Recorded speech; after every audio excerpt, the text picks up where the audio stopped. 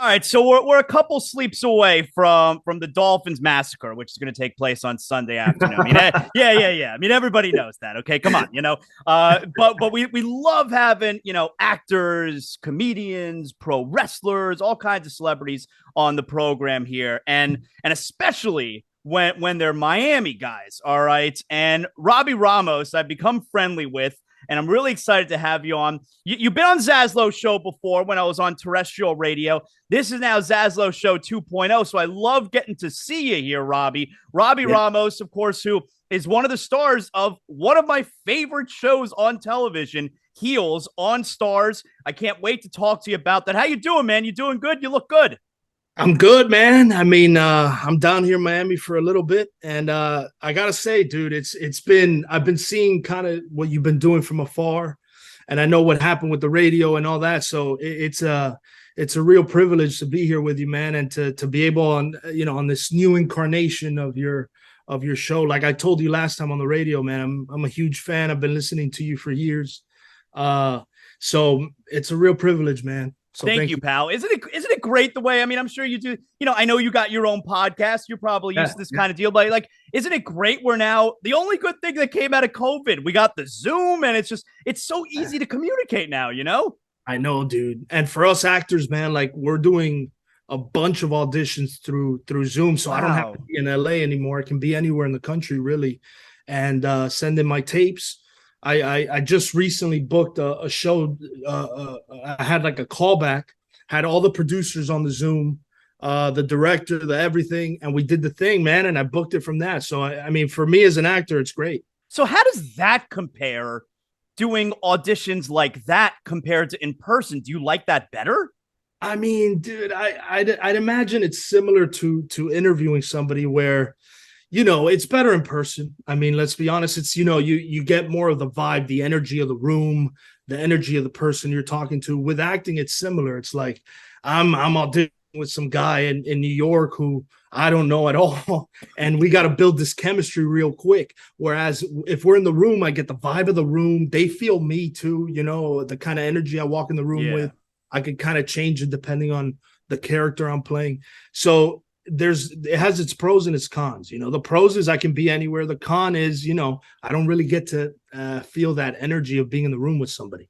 I have a ton of acting related stuff and all of your work to talk to you about. But first, you're a Miami guy. You got your Marlins hat on. Okay, I see you. I do, dude. You got your Marlins hat. But I want to give me some thoughts here. It's Super Wild Card Weekend. Give me some thoughts here on the Dolphins, man. Like, are you going to be watching? How you feeling right now? The massacre, yeah. I'll be wearing black as I'm wearing right now. Dolphins funeral, man. You never know, though, man. I mean, I don't know. I'm holding on to hope that they can make it work. For me, dude, it's really the first year I think of my life, man. I'm 31, where I've really been able to really enjoy a Dolphins team to this magnitude. Like there were some games there in the middle and in the beginning where I was like, holy, I've never seen this kind of dynamic within the offense. And for me, it was the most exciting offense I've ever seen the Dolphins have. Tyreek and Tua and Waddle with the little dance. I love it, dude. It's funny that you say that, because one of the things that I've been saying throughout this season, especially when they were 8-3, and we're talking about Super Bowl, where I'm 41, so I saw a good most, if not, I saw most of Marino's career. So I saw some really good seasons. But I've always said, like, if you're around like the age 25, you said you're 31. If you're somewhere in that age bracket, you've never seen a Dolphin team like this. So you're one of those guys who, this is the greatest shit. I'm having so much fun. You're one of those guys. I am, dude. I am. And I was even pumped about Mike McDaniel. I mean, I still am. Yeah. But it was like the energy that was going on. And you could see it on these guys' faces when they were playing and in the interviews they were having, and Tyreek with all his swag and his confidence. I loved it, dude. I really did. And so to see now what's kind of happened and all of Tua's troubles, I don't know. I throw it back to you. Like, what do you think is going to – I mean, is he going to play – let's say we somehow miraculously get through the Bills, which is – I know. But is there a chance he comes back? I mean, I have no – I would – you know what? You're the first – this is the first time that I'm thinking like this. because I don't think they're going to win this weekend. But my first reaction to you asking that is, I think he would play. I think if they got to the divisional round where you're just 2 games away, you're a game away from the AFC Championship. I would say if they got to the divisional round, that would be, because right now we're 2.5. With this weekend will be 3 weeks since this concussion. So then we're going to 4 weeks. I gotta think he's got to be cleared within 4 weeks. Yeah. And if he is cleared, I don't think he passes up the opportunity to play in the divisional round. So, right.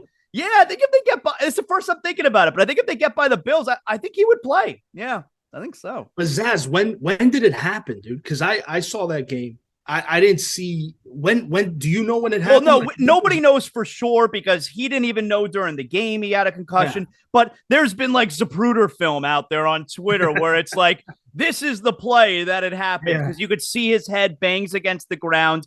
This was like in the middle of the third quarter. And, it's all circumstantial evidence, but then you line it up where it's like, and then he threw 3 interceptions in the fourth quarter, and that's super rare for him to make mistakes like that. So there's some connecting of the dots, but no one really knows for sure, Yeah. It's tough. Yeah, it really does, dude. Man. It does, bro. Yeah. So anyway, but you're going to be watching this weekend. I will, man. Of course. I'm going to be watching. Yeah. So we got Robby Ramos here with us, who, like I said, is the star of one of my favorite shows, Heels on STARZ. Now, the last time that I spoke with you, this is like toward the end of, I think it was right before maybe the season finale. There was 1 or 2 episodes left. The first thing I got to ask you, when is season 2 coming out? Let's go. I love this show. When's it coming out? Man, I think we're going to hear something within the next month. It's been, there's a lot of stuff going on with Lionsgate and STARZ, and Lionsgate was trying to sell STARZ at one point. Now I think they might keep them, but as a subdivision, I don't know. It's all kind of like business stuff where it's above my pay grade. But so long story short, I think that they wanted to keep all their assets, and they didn't know if it was a STARZ show, or if it was a Lionsgate show. Again, above my pay grade. But the point is, we should be hearing something within this month. I think this season is a lot better than that first one. Okay, so you've taped everything. Yeah. We finished in July, man. It's been long time. I mean, it feels like ages ago for me. Yeah. And at least for Diego, my character, Diego Carmoth on the show, I got a lot of stuff with Wild Bill, man. I don't want to divulge too much. Yeah, don't. I don't want spoilers. Don't. Yeah, hopefully you can get me back in once the show airs. But a lot of exciting stuff, man. I can't wait for the wrestling fans in particular to see this season. So the last time we spoke, you were hoping this was going to catapult, that this was going to be like the beginning to, what you've been trying to do, your dream career. Yeah. And since we spoke, you've been picked up as a regular cast member, right? Yeah, man. So how did that happen? Like someone calls you, your agent? How did that go down? Tell me. No, dude. So we were shooting episode 4 of season 1, and Mike O'Malley called me and the Trey Tucker, who plays Bobby Pinn, aside after a day of shooting. And I'm in my head, it's my first real kind of TV job. I've done guest stars up to this point, but this is a big thing. And do you know at this point that the show is a success? Do you have any idea? No, we were just shooting season 1. So I'm not sure even if we have a season 2 at this point. Okay. But Michael Malley calls us over and he says, "Listen, guys, you've been doing a great job on the show, and I've talked with producers, with all the higher ups, and we want to take you guys up to series regulars." Now, me and Trey, I mean, imagine, where this is dream come true for both of us. We start kind of hugging each other, talking to Mike and Michael Malley, who's the showrunner of the show, and he also plays God, what's his character on the show, man? One of the bad guys. Now I'm blanking on his name, but it was a magical moment, man. I called my family. Is he the rival promoter? Yes, okay. The rival promoter. Yeah. Gunny. Didn't he host Guts on Nickelodeon? Dude, he was, man. Guts. Yeah, come on now. What a great show. He's such a good dude. Michael Malley is one of the greatest, man, and he loves sports too, man. He's a big Boston guy because he's from Boston. And so we hit it off right away, me and Mike. And then after that, obviously, he's been kind of God sent to me. It was a turning point for me in my career, and that day was something I'll never forget, man. So did you go into, when you started taping season 2, know the show is a success now at this point? Yeah. You're also a series regular. Like, do you have a different air of confidence now? Oh, no doubt. And really, it's more about feeling the vibe of everybody on set. I know kind of, how to make my way around a TV, set now. I did theater for years, man, a decade in New York. But TV was something always kind of elusive, and I never really pursued it until the end of my 20s, where I was like, I got to start making some money in this game. So for me, going into that second season, dude, it was a completely different experience. I went in with, taking risks, much more risks as an actor, and I felt a lot more confident for sure. Now, you got, for people who have not seen the show, okay, I'll give a quick synopsis. All right, Heels on STARZ. It's about a family, a pair of brothers. Their family business is this independent wrestling promotion, and while it's not a wrestling show, that's certainly what draws me into it. But it's about these brothers. It's about the family. It's about their relationship and their struggle trying to keep their father's business, afloat in this small little town. Do I have that correct? Is that a good way to describe it? Yep, perfect. Yeah, so you don't have to be a wrestling fan to enjoy this show. The show is not about wrestling. And for instance, I know you, at least, when you started the show, you didn't know anything about pro wrestling, right? At all, dude. Yeah. I went into it completely blind. I mean, for me, the show is really like a Friday Night Lights type of, where it's not really about football. It's about this good comparison. Yeah, exactly. And so Heels really fits that mold. And for me, it was completely, so I got cast about 3 weeks before they started shooting. So I had a little over a month to prepare, because we went out to Atlanta, started training for 2 weeks with James Harrison and all these savages. And I was mid-pandemic weight, you know what I mean? I mean, James Harrison's got to be like the biggest guy you've ever seen, right? Oh yeah, he's massive, dude. He's massive, bro. And I was super impressed when I saw the show and working with him on set. I mean, he's a good actor, dude. He had never done anything. He was good, and he was good in it. Yeah. I had him on my podcast, and I told him, I was like, man, it's impressive, dude. Not everyone can kind of fit that kind of natural ability of just make it seem like you're talking, and he fit right in with all of us who were all actors for a long time.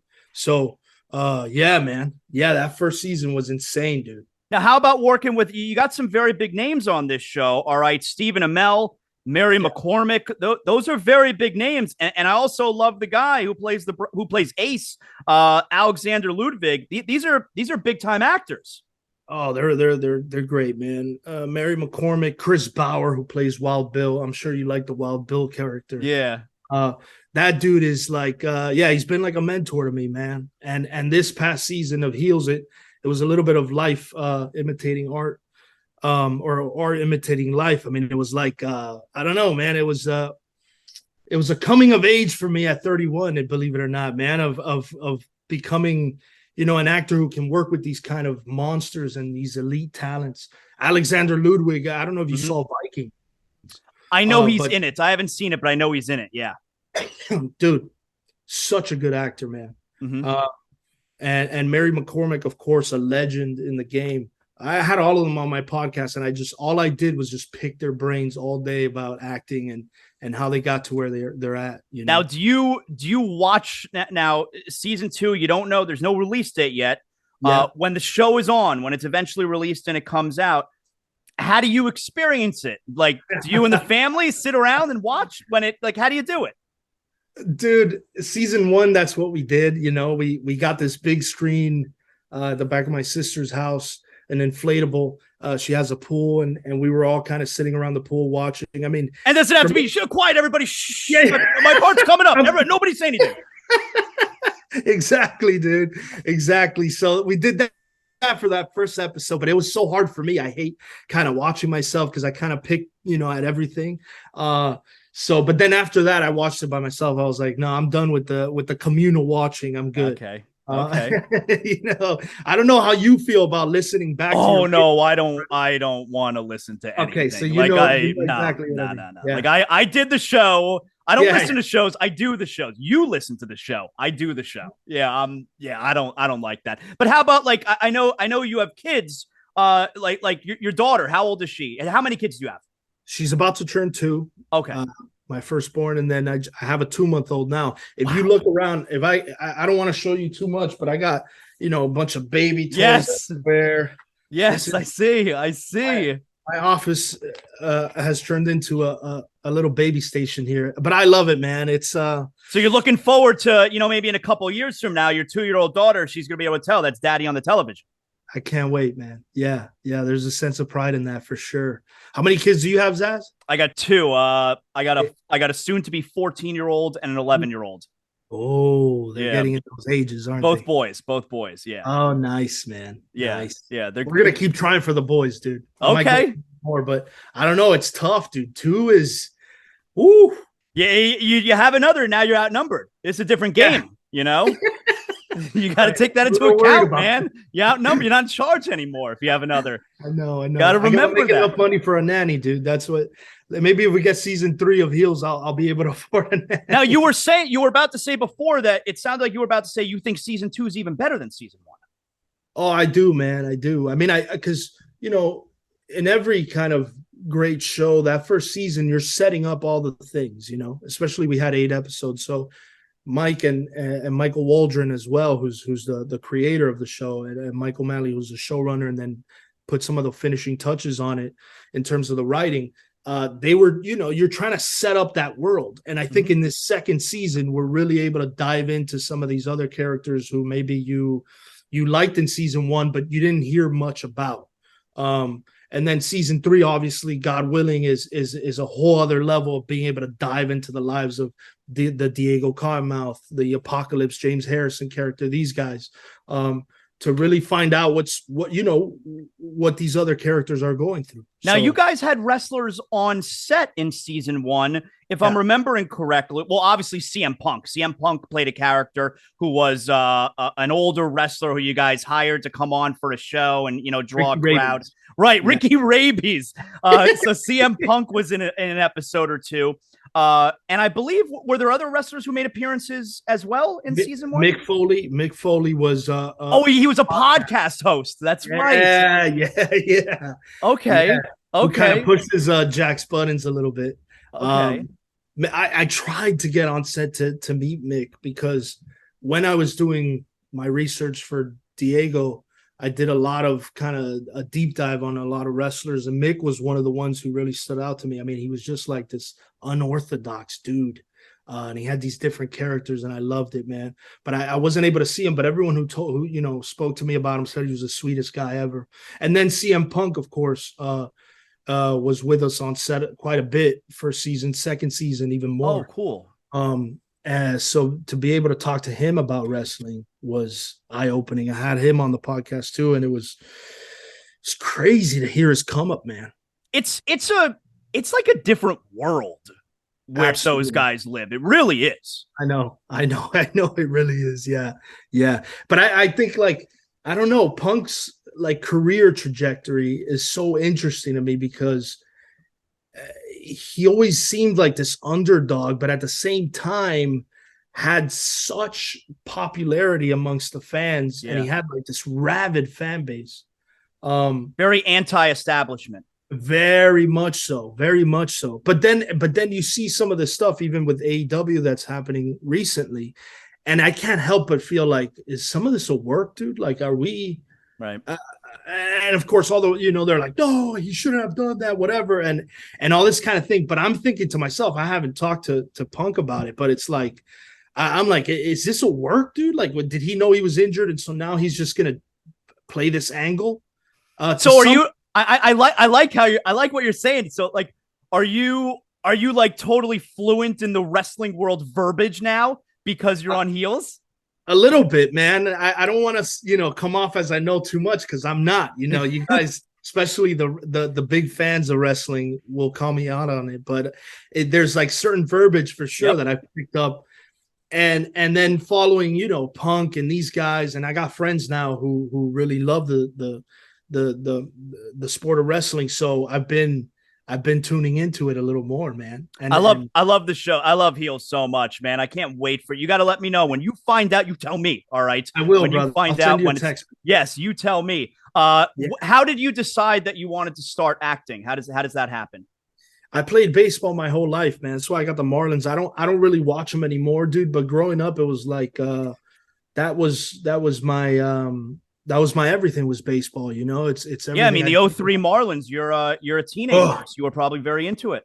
And even 97, in 1997, I have memories of that and sharing some experiences with my dad. And so there, I have a real emotional connection to that team and to baseball in general.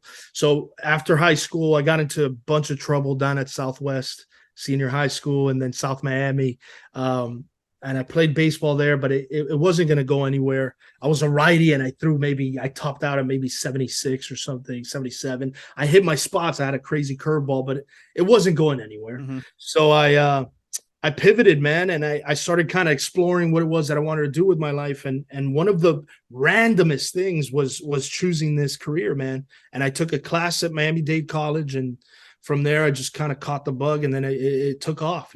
I moved to New York.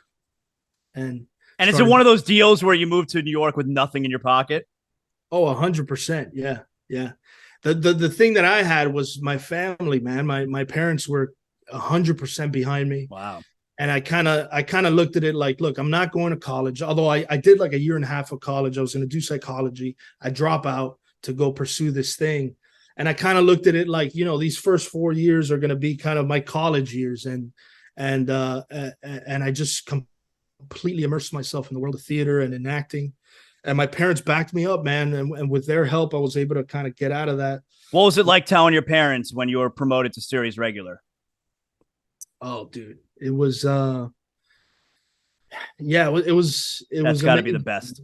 It was, dude. I mean, think about your kids taking a risk like, being an actor. It's like it's so far-fetched, and then seeing their journey. Like I said, I had a 10-year run in New York where I wasn't making much money, and I was doing theater, but nobody was seeing that, so I'd come back home and they'd be like, what are you doing? I'm like, I'm doing a bunch of theater. They're like, we're not seeing it. You know what I mean?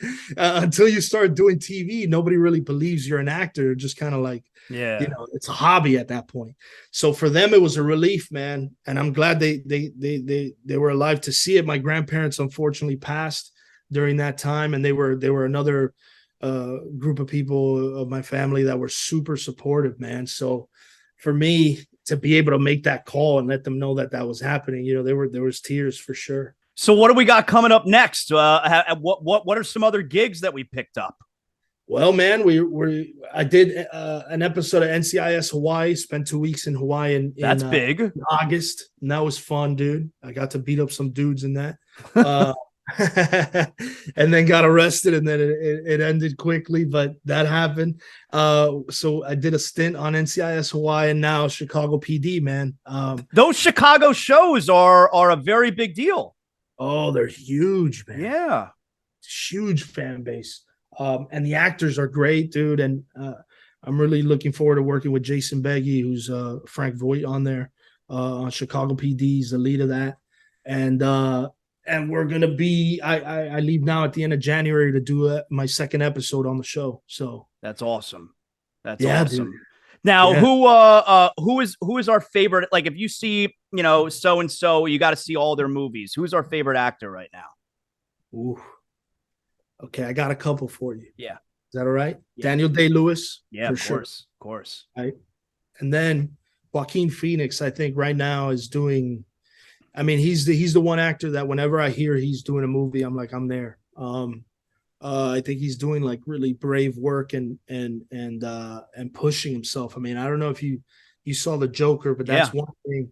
Then he's got this other movie called The Master with Philip Seymour Hoffman, who's my idol, but he passed, and so now Joaquin is my guy, man.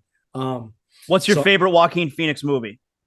I think The Master, and Okay. I love the Joker. Mhm. And he's done a bunch of other work that's amazing. Gladiator, obviously, but I think The Master for me, dude, it was really good, man. And what about Daniel Day-Lewis? What's your favorite Daniel Day-Lewis movie? I want to say There Will Be Blood is such a good performance. Yeah, Oh my there God. will be blood. There's no. I betrayed my son. There Will Be Blood is so great, and he's you know what? Maybe There Will Be Blood is second to his performance in Gangs of New York. Unbelievable. Ooh, I know, man. I know. That one is incredible, dude. Bill the Butcher, right? Yeah, incredible.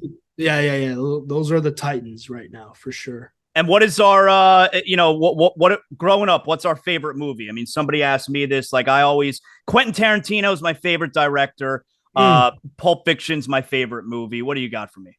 Wow, dude. We're pretty similar on that.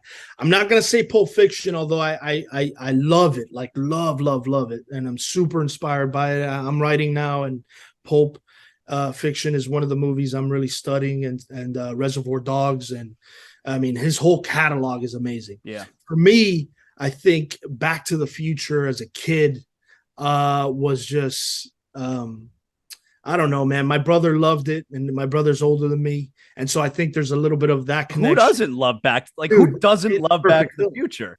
Yeah, perfect film. And Michael J. Fox is one of those guys. I brought this up recently. I had my friend Chris Van Vliet on the show last week, and he Back to the Future is his favorite too. And I said, Michael J. Fox is like the rare actor that nobody has anything bad to say about. Everyone loves him. Yeah. And I don't know if you know the background of that movie, but they had hired another guy, Eric Stoltz. I think I knew that. Yeah, to be Marty McFly. And so he came in maybe 2 months after they had already shot a bunch of scenes. Michael J. Fox, he came in and shot and reworked all those scenes. I love him too, man. Eric Stoltz, Rocky Dennis. Yeah. For people who understand that reference, that's funny. If you understood that reference, it's funny. Oh man, he's a beast too, man. Yeah. Eric Stoltz in Pulp Fiction, man, the heroin dealer too. That's an amazing scene. That's an amazing. Go give me the old T. General shot.